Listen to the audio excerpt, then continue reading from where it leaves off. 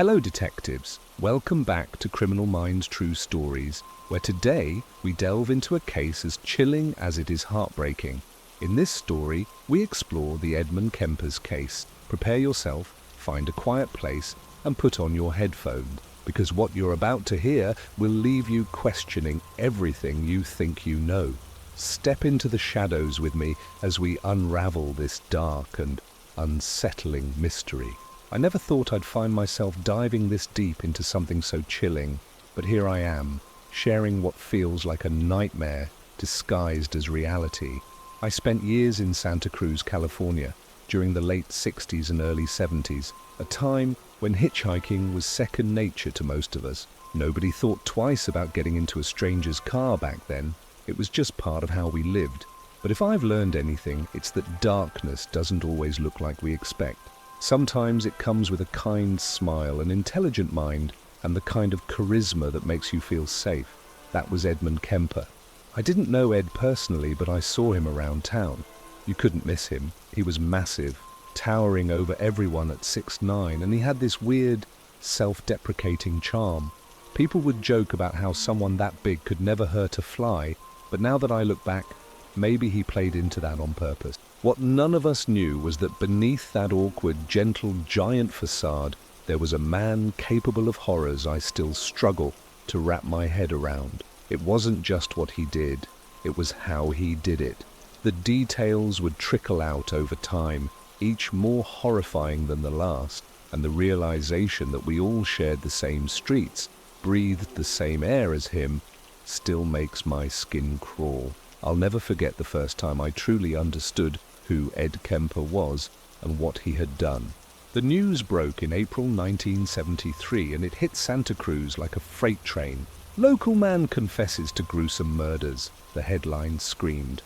I remember sitting at my kitchen table, the newspaper trembling in my hands as I read about how he'd turned himself in after murdering his own mother and her friend. That alone would have been shocking enough, but as the police dug deeper, the full extent of his crimes began to surface, and it was like the entire town had collectively walked into a horror movie.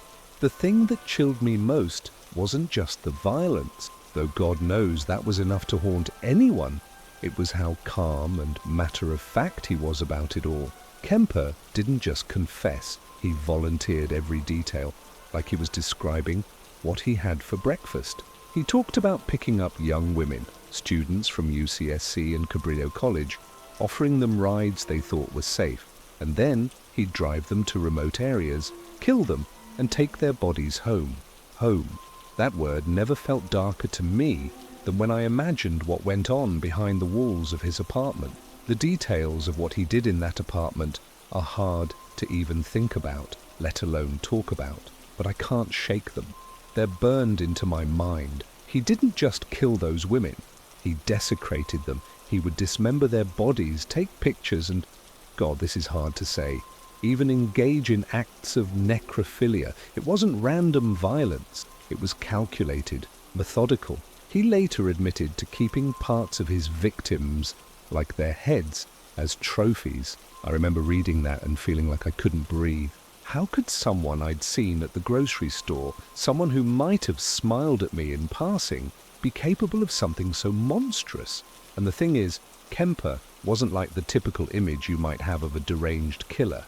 He was smart, brilliant even. The man had an IQ of 145 and he knew how to use it. He played people like chess pieces, manipulating everyone around him. Even the psychiatrists at Atascadero, where he was institutionalized after killing his grandparents, thought he was cured. Cured. That word still makes me furious. They let him out at 21, and just a few years later, he began his reign of terror. To this day, I wonder how many lives could have been saved if someone had just seen through his act. What really keeps me up at night is how normal he seemed. That's what everyone says about serial killers, right? He seemed so normal. But with Ed, it wasn't just normal, it was approachable. He spent a lot of time at a local bar called the Jury Room, hanging out with off-duty cops. Imagine that. He was literally drinking with the same people who were trying to catch him. They even liked him, called him Big Ed. He'd sit there, joking around, and meanwhile, He had bodies buried in the backyard or stuffed into his apartment. It's terrifying to think about how easily he blended in. The part that broke me, though, the part I still can't get out of my head, was his relationship with his mother. If you want to understand why he became what he became, you have to start there. Clarnell Strandberg wasn't just abusive, she was brutal. She'd belittle him constantly, call him things like stupid and worthless. She'd lock him in the basement as a kid, telling him he wasn't fit to be around other people. Can you imagine growing up like that? It's no excuse for what he did, but it explains a lot.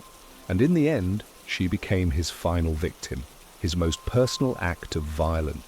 The way he killed his mother was like something out of a nightmare. He waited until she was asleep, then bludgeoned her with a claw hammer before decapitating her. But it didn't stop there. He mutilated her body, using her severed head as a grotesque prop to mock her. He even admitted to yelling at it, as if he was finally unleashing years of pent-up rage. I remember reading that part and feeling physically ill. What kind of mind even thinks to do something like that? And then he invited her friend, Sally Hallett, over to the house, killed her too, and left her body alongside his mother's. It was like he needed to destroy every trace of normalcy in that house. After that, he just left. He packed up and drove to Colorado, but not to hide. No, Ed Kemper wasn't interested in running away. He called the police from a payphone and confessed everything, every single horrifying detail. When the cops didn't take him seriously at first, he called back, insisting they come get him. That's the kind of person he was. He didn't run because deep down, I think he wanted the world to know what he'd done, or maybe he just wanted it all to end. Either way, when the police finally arrived, he was sitting there, calm as ever, waiting for them. The trial was like nothing anyone in Santa Cruz had ever seen. I mean, how do you even begin to process something like this? The courtroom was packed every day, with people craning their necks to catch a glimpse of the man who had become the living embodiment of horror. And Ed, he wasn't like most killers, sitting there in silence or pretending to be remorseful. No, he was completely cooperative, almost eager to share every gruesome detail. He described the murders like he was recounting a routine day, and the cold detachment in his voice was enough to make your blood run cold. What stood out to me, and to a lot of people, was how intelligent he was. He wasn't just confessing, he was analyzing himself, almost like he was trying to help the court understand what made him tick. It's like he wanted to be studied, to be remembered. During the trial, he even requested the death penalty, but California had temporarily abolished it at the time. So instead, he was sentenced to life in prison. 8 life sentences to be exact. Part of me wondered if that was what he wanted all along, to be locked away where he couldn't hurt anyone else. But another part of me couldn't help but feel that he enjoyed the attention, the spotlight. What really haunted me after the trial was the aftermath, the eerie quiet that settled over Santa Cruz. It was like the entire town was trying to pretend none of it had happened, but you could feel the unease lingering in the air. People stopped hitchhiking overnight, and parents started keeping a much closer eye on their kids. For a while, it felt like everyone was looking over their shoulder, wondering if there were more monsters like Kemper hiding in plain sight. The thing is, Ed wasn't the only serial killer active in the area at the time. Santa Cruz was already reeling from Herbert Mullin and John Linley Frazier.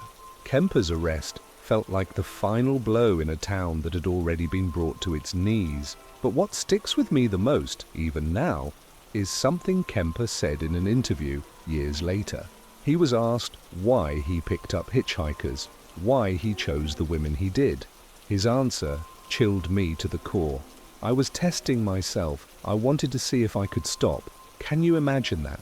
Knowing you're capable of such evil, but pretending you can control it, like it's some kind of experiment.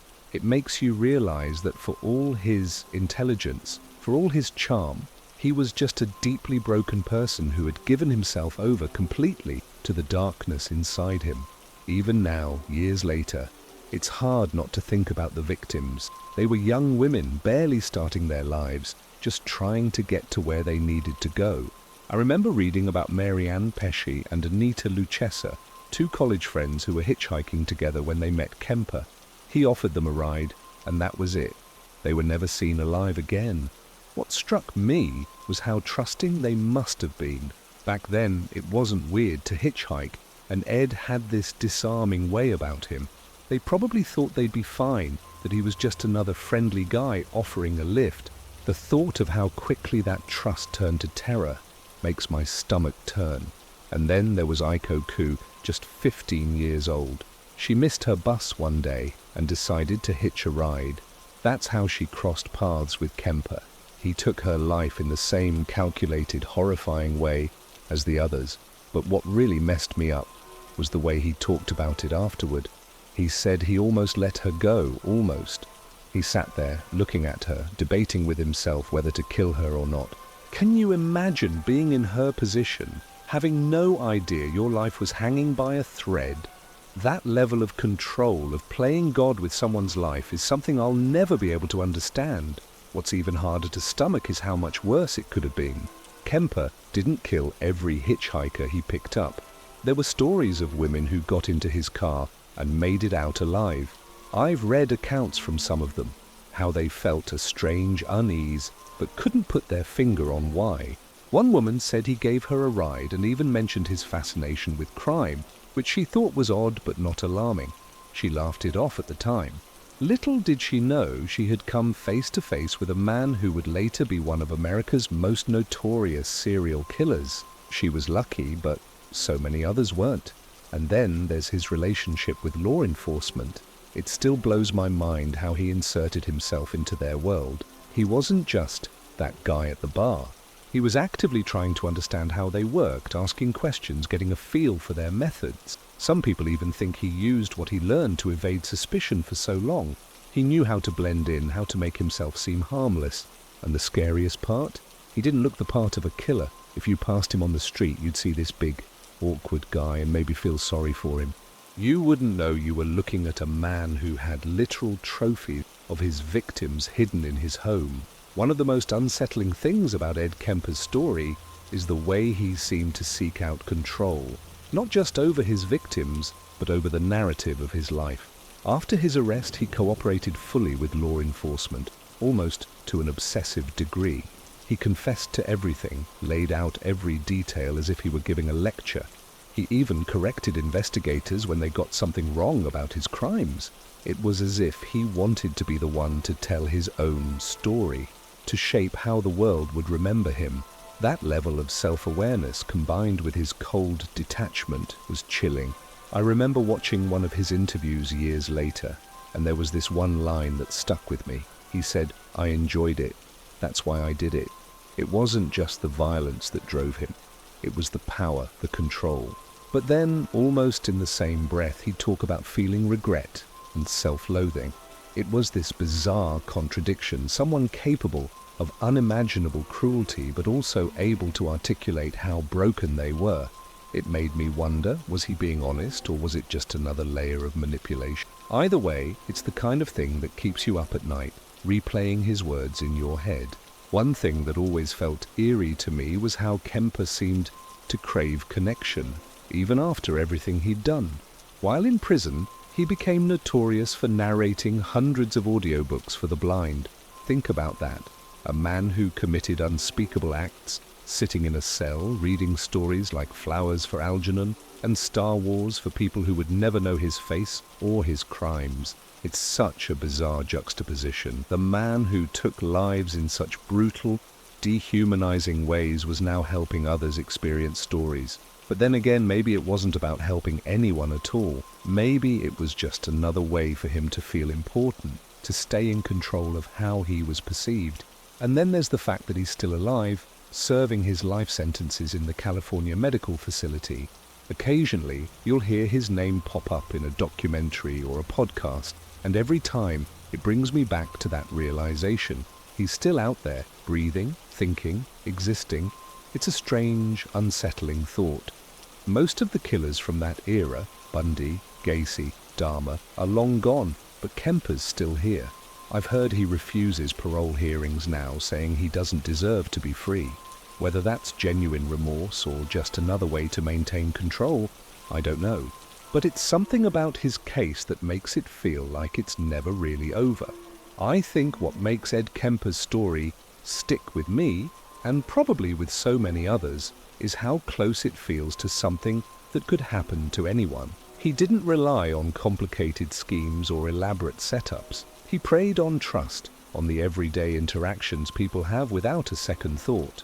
Hitchhiking, a ride home, a friendly face. Those were the tools he used to commit his crimes. It's terrifying because it reminds you how thin the line is between safety and danger, how easy it is to fall into the orbit of someone hiding monstrous intentions behind a calm smile.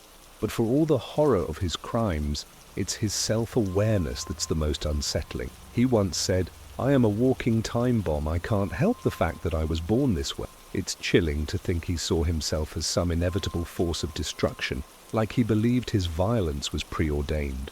And yet, he spent years in plain sight, hiding his urges, manipulating everyone around him. The calculated nature of his actions, combined with his calm demeanor, makes him stand out even among the most infamous serial killers.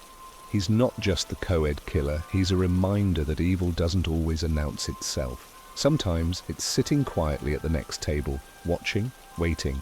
What's particularly disturbing about Kemper is how much of his violence seemed rooted in his hatred for his mother.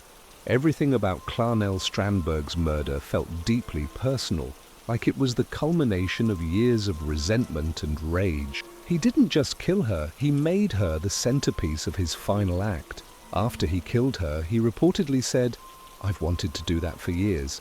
It wasn't just about ending her life. It was about silencing the voice that had dominated and tormented him for so long. And yet, even in death, she seemed to hold power over him. The way he desecrated her remains wasn't just gruesome, it was like he was trying to erase her completely. I think that's what makes his case so haunting. He wasn't killing out of compulsion alone, there was a twisted logic behind it. Each murder had a purpose for him, whether it was gaining control, feeding his hatred, or acting out his fantasies. And yet, when it came to his mother, it was more than that. It was emotional, raw, and deeply rooted in their toxic relationship. It makes you wonder how much of who he became was shaped by her abuse, by the years of psychological torment she inflicted on him. But then you think about the victim, the women who had nothing to do with his pain, who were just in the wrong place at the wrong time, and you realize none of it justifies what he did. It's that complexity that makes his story so hard to shake. I think about his victims often, especially when I see photos of them. They were so young, full of life, with dreams that ended the moment they crossed paths with Kemper. I've read accounts from their families and friends, the raw grief that never seems to fade. It's impossible not to feel the weight of their stories. For instance, Cindy Shaw was only 19 when she was murdered. She had her whole life ahead of her, but instead she became another name on his list. Kemper later said he shot her in his car and then brought her body back to his apartment to dismember her. It's hard to imagine how someone could do that and then calmly go about their day, as if nothing had happened. What's even more unsettling is how he talked about his crimes afterward. He described them with such detachment, almost like he was recounting someone else's story. But every now and then he'd let something slip, a comment about how he felt powerful, or how he enjoyed the act itself, that reminded you how much he reveled in what he did. That's the part that sticks with me the most. He wasn't just killing out of anger or revenge, he was enjoying it. He later admitted to keeping his victims' severed heads for a time, even speaking to them as if they were still alive. It's the kind of detail that burrows into your mind and refuses to leave. One detail that always sends a chill down my spine is how Kemper described the moments leading up to his murders. He said he would sit in his car, debating with himself, teetering on the edge of control. He called it the little games he played with his victims. He'd pick them up, drive around, sometimes even talk to them for hours, testing himself. He said he'd think, maybe I'll let this one go, as if their lives were just part of his twisted experiment. And sometimes he did let them go, which is almost more terrifying. It's like he wasn't just killing on impulse, he was savoring the control he had over life and death, making it a game he could walk away from whenever he wanted. What's even more chilling is how his actions escalated over time. It wasn't enough to kill. He wanted to possess his victims even after death.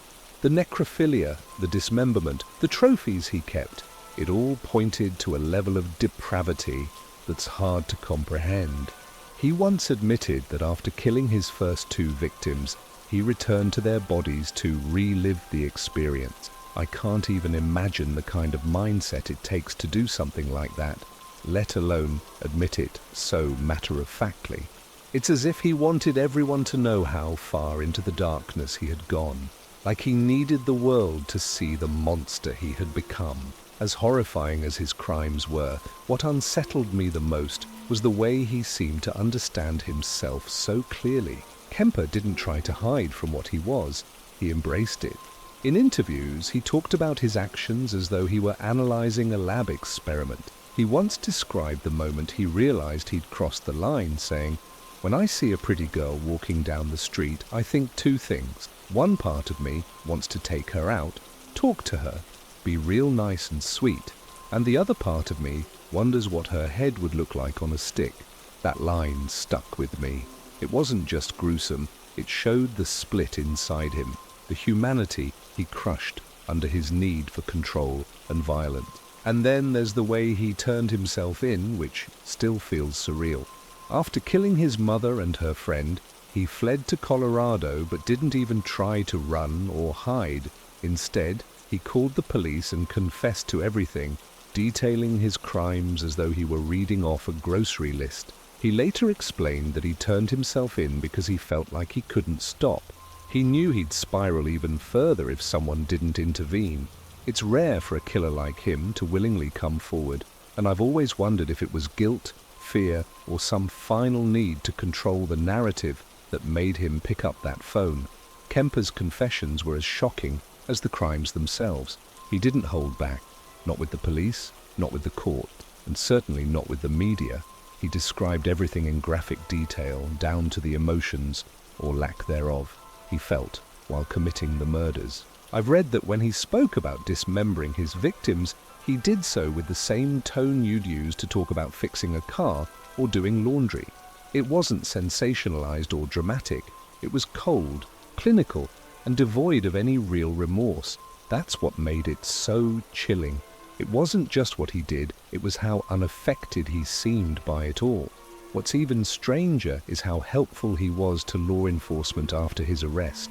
His insights into his own mind and behavior became a resource for developing criminal profiling techniques. FBI agents even interviewed him extensively, using his case as a template for understanding other serial killers. It's bizarre to think about how someone so monstrous could also be a key to solving future crimes. But then again, that's part of what made him so dangerous. He wasn't just a killer, he was calculated, self-aware, and disturbingly intelligent. It's hard to reconcile the idea of a man who committed such unspeakable acts also sitting in a room with FBI agents, calmly explaining how he thought and why he did what he did. I often think about how Kemper's story has been sensationalized over the years. He's been depicted in documentaries, books, and even fictionalized accounts like Mindhunter. While it's important to study cases like his, I can't help but feel uneasy about the fascination with him as a person.